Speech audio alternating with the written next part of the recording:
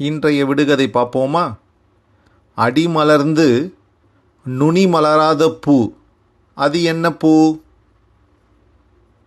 அதுதான் வாழைப்பூ.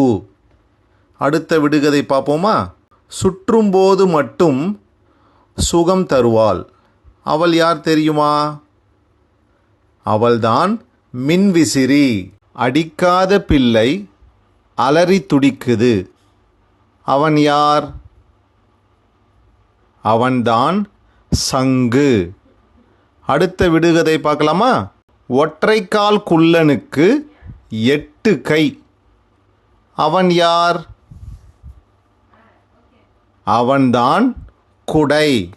சிவப்பான பெட்டிக்குள் கருகுமணி முத்துக்கள், அது என்ன?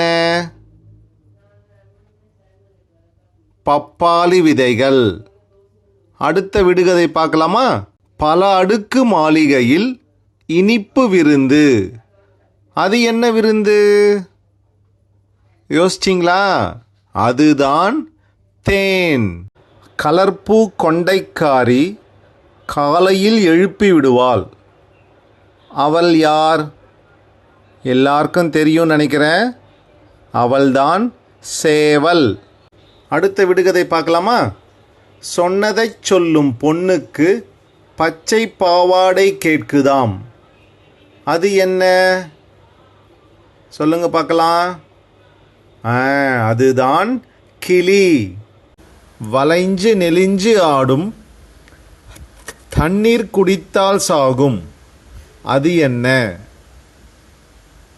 நெருப்பு. அடுத்த விடுகதை பார்க்கலாமா? காற்று நுழைந்ததும் கானம் பாடுவான், அவன் யார்? அவன்தான் புல்லாங்குழல். 1000 பேர் வந்து சென்றாலும் வந்த சுவடு தெரியாது, அது என்ன? யாராயிருக்கும்? அவன்தான் எறும்பு. அடுத்த விடுகதை பார்ப்போமா? கூட்டு சேர்ந்து கோட்டை கட்டும், மாட்டுவோரை மடக்கி தாக்கும், அது என்ன?